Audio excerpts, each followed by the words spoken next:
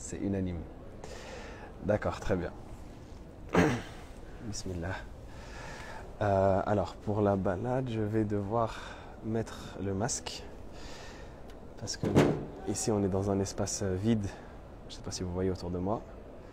Alhamdoulilah, il n'y a personne. C'est pour ça que je le retire. Mais sinon, le masque est obligatoire. Donc, on va le remettre. Et de toute façon, on passera en caméra.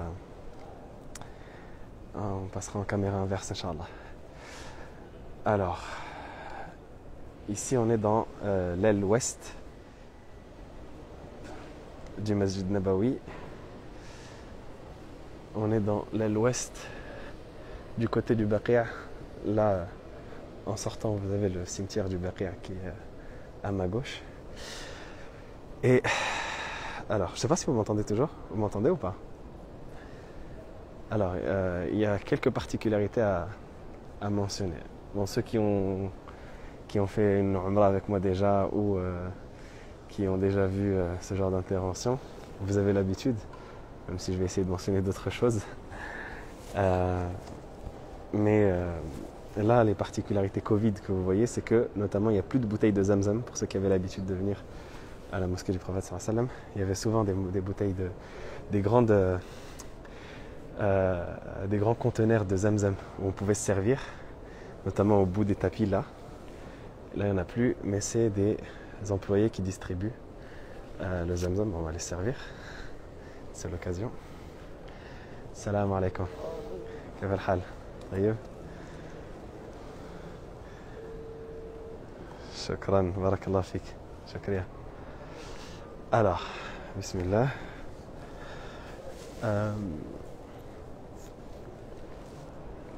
Là, ce que vous avez, je ne sais pas si vous voyez la différence qu'il y a entre l'espace où j'étais, là, et l'espace qui est à ma droite, ici. Je ne sais pas si vous voyez, normalement ça va être un peu plus clair quand je vais passer devant, pardon. Mais on a donc tout cet espace-là qui ressemble à une mosquée à l'intérieur de la mosquée. Vous voyez même le plafond, il est particulier.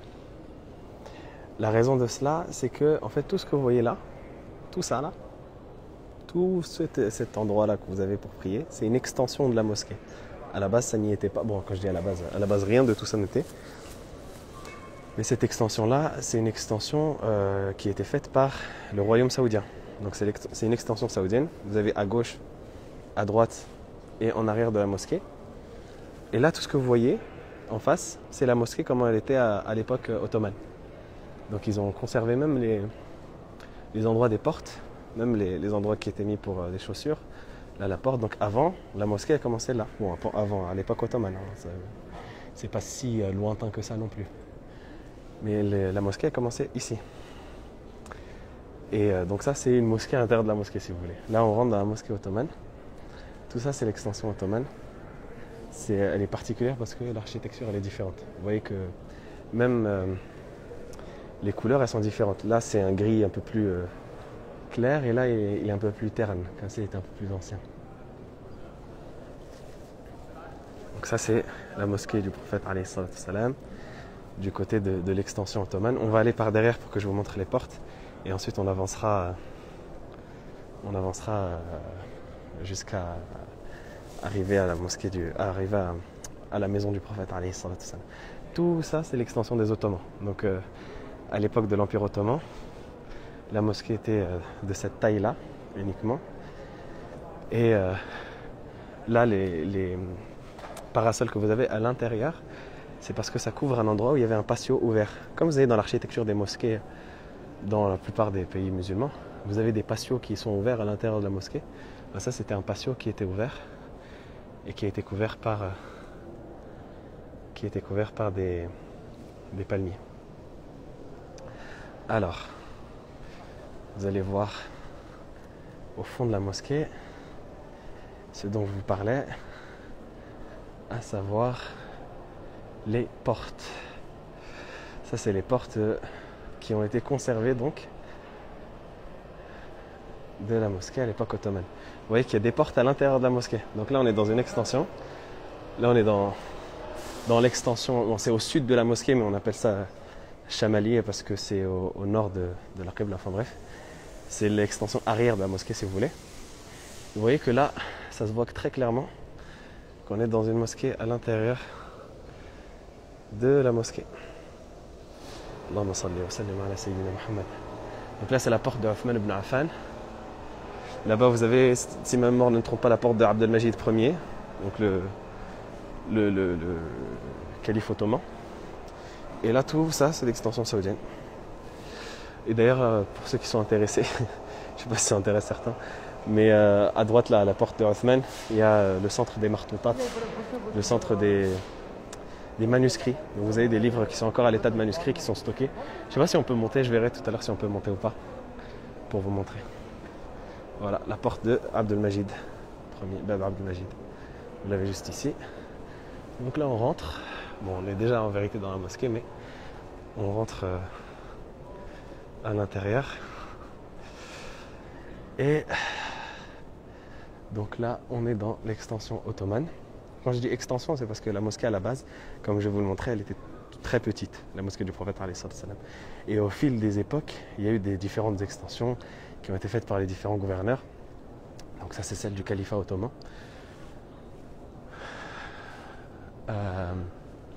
Jusqu'à dépasser ce patio. C'est mon endroit préféré du Masjid Nabawi. Plutôt en avant là.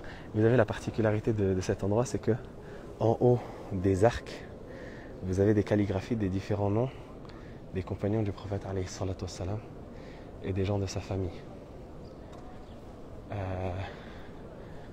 Vous avez Anas ibn Malik là, vous avez Mu'adh ibn Jabal, Bilal al-Habashi, Zayd ibn Thabit, Abdullah ibn Omar, Salman al-Farisi qui est là au bout.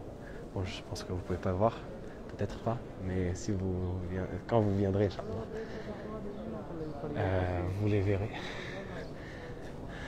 Donc on va essayer de se faire un peu plus discret pour éviter de déranger les gens. Mais voilà, là c'est le patio intérieur. Il y a du monde à Rawda. Il n'y a pas de monde, mais c'est sur inscription. On doit réserver un créneau pour y aller. Par contre, il y a du monde ici. Parce qu'à défaut de prier dans Rawda, les gens attendent ici. Donc là, vous avez au bout, vous avez la qubba, le dôme vert qui couvre l'endroit où le prophète alayhi salatu wassalam est enterré. Alors j'essaye de régler la luminosité, mais malheureusement ça ne se règle pas. Vous voyez là les noms des compagnons encore qui sont affichés, parce que là on est rentré dans l'extension de Al-Walid ibn Abdel Malik, donc du 1er siècle égérien. Et juste derrière c'était l'extension abbasside là, ce que vous avez couvert comme patio. Voilà, donc là vous avez le dôme vert. Je suis désolé pour la luminosité, j'arrive pas à la régler. Et là vous avez le minaret ottoman qui est au-dessus. Et donc là en face vous avez l'endroit où le prophète alayhi salatu wassalam ainsi que ses compagnons est enterré. Et donc le prophète sallallahu alayhi wa sallam vivait là. Ce que vous voyez là directement, attendez, je vais vous le montrer un peu plus clair. Là, ce que vous voyez directement là derrière, ça c'est la maison de Fatima. C'était la maison la plus arrière des maisons du prophète alayhi salam qu'on a là et jusqu'ici. Il faut savoir que la mosquée du prophète alayhi salam, elle s'arrêtait là. Elle s'arrêtait à cette limite-là, là où étaient les maisons du prophète alayhi salam. Et donc ça c'était du côté gauche. Du côté droit, vous allez voir, alors il y a des petits secrets comme ça dans le Masjid Nabawi, il y en a encore beaucoup d'autres. Ceux qui sont déjà venus en Umrah avec moi le savent. Sinon, Inch'Allah, on essaiera de... À la prochaine Umrah qui sera organisée, vous les verrez. Mais en tout cas, ça c'est parmi les secrets que les gens ne connaissent pas dans le Masjid Nabawi. Alors, est-ce que vous voyez ce petit... Hop là. Au-dessus du pilier là, il y a une petite marque verte, un petit seau vert, juste ici là. Ça c'est donc les limites de l'ancienne mosquée du prophète alayhi salam. Vous voyez que c'est une marque qu'on ne voit pas sur les autres piliers. Par exemple, si je prends celui-ci, celui-là, il n'y a pas cette marque-là. Par contre, celui-ci, elle est présente. Et elle est présente sur tous les autres en face. Parce que c'est là où s'arrêtait la mosquée du prophète alayhi salam de son temps.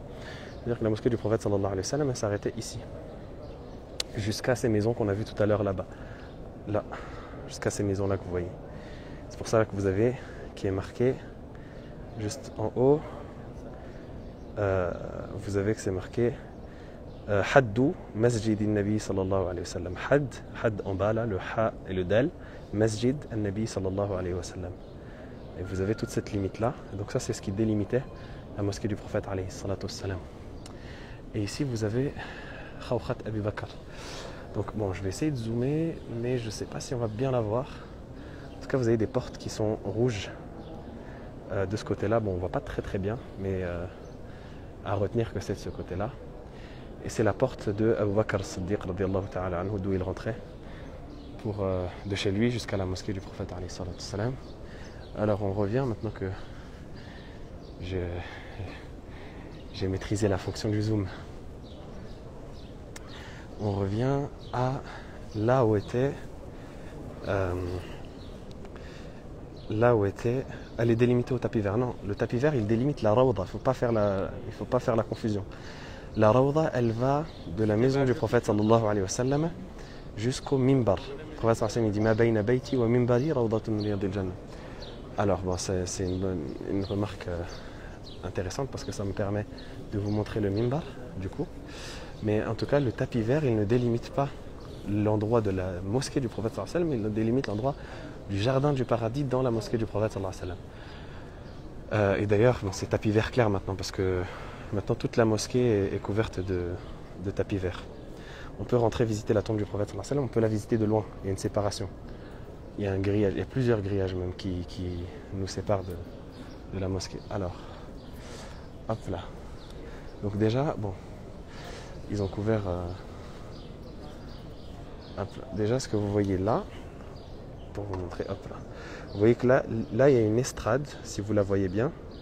Il y a une estrade, c'est l'estrade sur laquelle se tient le mu'adhin, la personne qui fait l'adhan, lorsqu'elle appelle à la prière. Tout à l'heure j'essaierai de vous le montrer, ou je vous le montrerai en story. Vous pourrez le regarder en story. C'est là où il se tient celui qui appelle à la prière. Alors pour répondre aux commentaires, Rawda c'est le jardin du paradis. Le prophète sallallahu alayhi wa sallam m'a dit il y a un jardin du paradis dans ma mosquée qui va de mon mimbar jusqu'à ma maison. Et là ce que vous voyez là, l'arc, je ne sais pas si vous le voyez, oups, mon gros doigt. Là ce que vous voyez là, l'arc là, qui est doré, bah, c'est le haut du mimbar où se tient l'imam lorsqu'il prononce le sermon du vendredi. C'est là le haut du mimbar où se tient l'imam. Alors, on revient là où on devait être, à savoir devant la maison du prophète alayhi salam. Alors,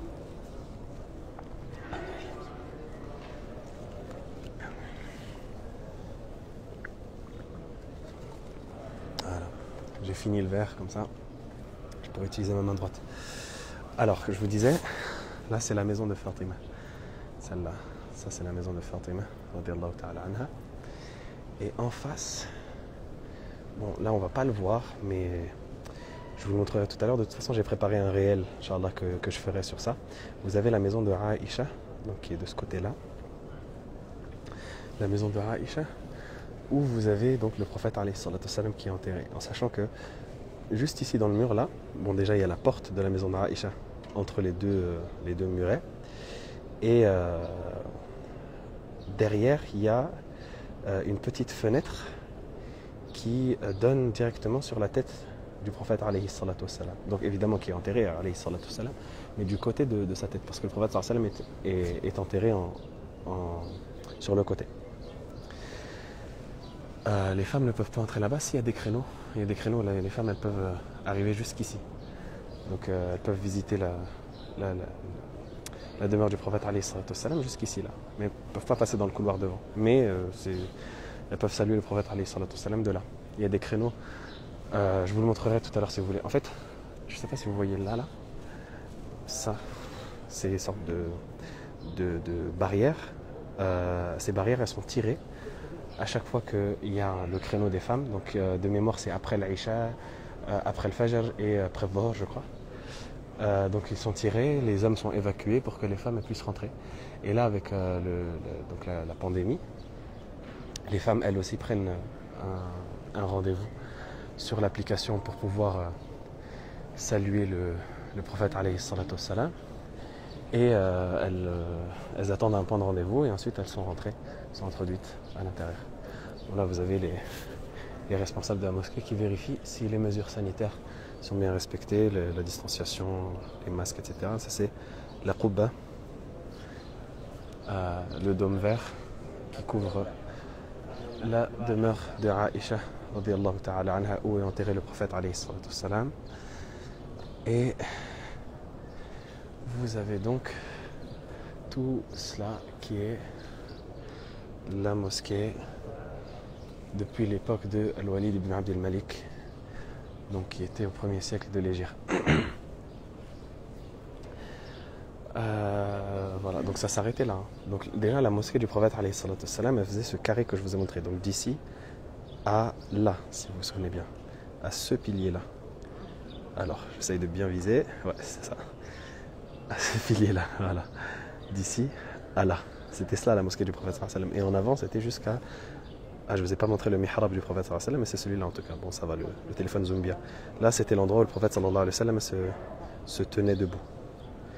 Là où l'endroit où le prophète alayhi wa sallam se tenait debout, c'était cela le mihrab, pardon.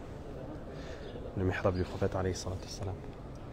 Et donc tout cela, c'était la mosquée à l'époque du prophète sallallahu alayhi wa sallam. Ensuite, il y a eu quelques extensions, de Omar ibn Khattab notamment, jusqu'à arriver à l'époque de Walid ibn Abd al-Malik, le gouverneur omeyyade, qui a donc étendu la mosquée en la construisant jusqu'à ces limites-là que vous voyez.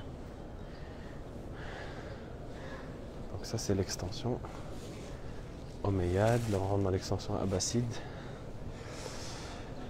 Et derrière, c'est l'extension ottomane, puis l'extension saoudienne. Je vous partagerai en story un plan de la mosquée.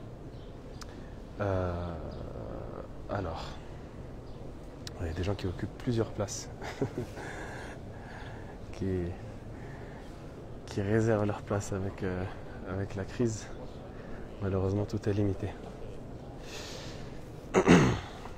À quand la reprise des Ramadan en groupe? Je l'espère bientôt, Inch'Allah. Je l'espère bientôt. Bon, on va arrêter le périple ici. Voilà, on peut s'asseoir ici, donc on va en profiter. Ouais, peut-être s'asseoir dans un endroit un peu plus tranquille. Voilà, par ici c'est très bien. Parfait. Là, on dépose ses affaires ici. Et on s'assoit. Hop là.